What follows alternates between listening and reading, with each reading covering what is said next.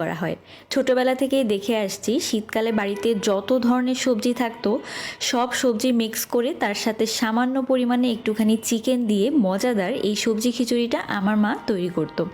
তো এই সবজি খিচুড়িটা খেতে কিন্তু অনেক টেস্টি হয়। তো প্রথমে এখানে আমি হাফ কাপ পরিমাণ নিয়ে নিচ্ছি মুগ ডাল। এখন এই মুগ ডালটাকে কিছুক্ষণের জন্য একটুখানি ভেজে নিব, তারপর দিয়ে দিব হাফ কাপ পরিমাণে মসুরির ডাল, তার সাথে 3 কাপ পরিমাণ দিয়ে দিচ্ছি এখানে পোলাও চাল। আমি কিন্তু চুলাটা অফ করে নিয়েছি ভাজার পরে, মানে মুগ ডালটা ভেজে চুলাটা অফ করে দিয়েছিলাম। তো এখন আমি পানি দিয়ে ভালোভাবে এই চাল ডালগুলোকে একটুখানি ধুয়ে নিব। এরপরে আমি সামান্য পরিমাণ তেল দিয়েছি একটা হাঁড়ির মধ্যে, আর তার মধ্যে দিয়ে দিব অর্ধেকটা পরিমাণে ফুলকপি, অর্ধেকটা পরিমাণে ব্রকলি, তার সাথে দিয়েছি একটা গাজর আর একটা মিডিয়াম সাইজের আলু এরকম ছোট ছোট করে কেটে।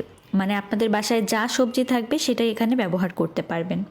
মূলা দিতে পারবেন, শালগম দিতে পারবেন, যেটা ইচ্ছা। সামান্য একটু লবণ দিয়ে আমি সবজিগুলোকে এখন একটুখানি ভেজে নিচ্ছি।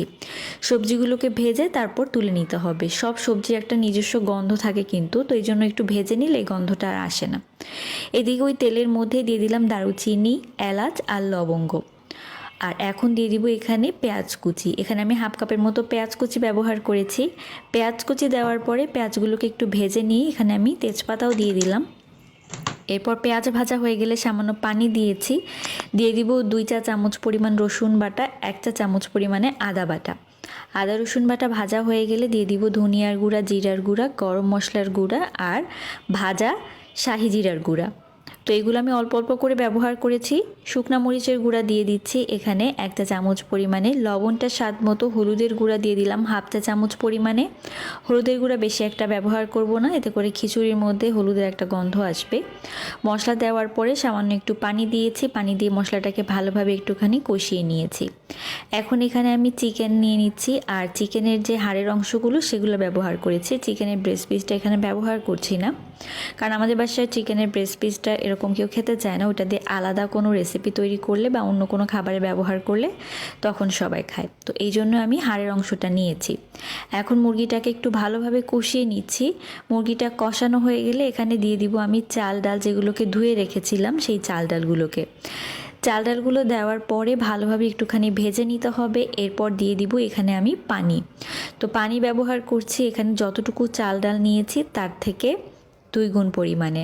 আমি কিন্তু 1.5 গুণ পরিমাণ নিচ্ছি না, 2 গুণই নিচ্ছি, যেহেতু এখানে চিকেন থেকে আলাদাভাবে ঝোল বের হয়নি।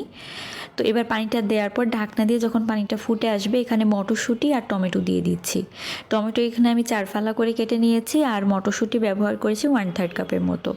তো এগুলো দেওয়ার পর ঢাকনা দিয়ে কিছুক্ষণ আমি রান্না করে নিয়েছি। এবার ভেজে রাখা সবজিগুলোকে দিয়ে দিচ্ছি। সবজি আগে দিয়ে দিলে একদম নরম হয়ে যাবে, তো এই পর্যায়ে দিয়ে দিলে সবগুলো সবজি একটু গোটা গোটা থাকবে, খেতেও ভালো লাগবে। সবজি দেওয়ার পরে ভালোভাবে একটুখানি মিক্স করে নিচ্ছি। এখন চুলার আঁচটা মিডিয়াম লোতে রেখে আমি ঢাকনা দিয়ে রান্না করে নিব। তো চুলার আঁচটা মিডিয়াম লোতে রেখে আমি আবারও ঢাকনা দিয়ে দিচ্ছি। কিছুক্ষণের জন্য রান্না করে নিলাম 10 মিনিটের মতো। 10 মিনিট পর ঢাকনাটা তুলে নিয়ে আমি ভালোভাবে চালটাকে একটু উপর নিচ করে দিচ্ছি। এখন চালটাকে এক জায়গায় করে দিয়ে তারপর আমি এখানে দিয়ে দিব একটুখানি ঘি।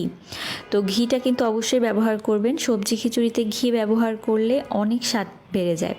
তো এবার আমি ঢাকনা দিয়ে আবারও কিছুক্ষণ রেখে দিব। এর মাঝখানে কিন্তু আমি কয়েকটা কাঁচামরিচ উপর থেকে দিয়ে দিয়েছিলাম।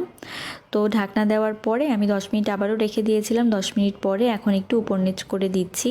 আর এই যে দেখতে পাচ্ছেন চিকেন সবজি ভুনা খিচুড়ি কিন্তু একদম রেডি। এভাবে সবজি ভুনা খিচুড়িটা করে দেখবেন, অনেক বেশি টেস্টি হয়। সামান্য একটু চিকেন দিয়ে আর যত রকম ইচ্ছা সবজি আপনারা ব্যবহার করতে পারবেন।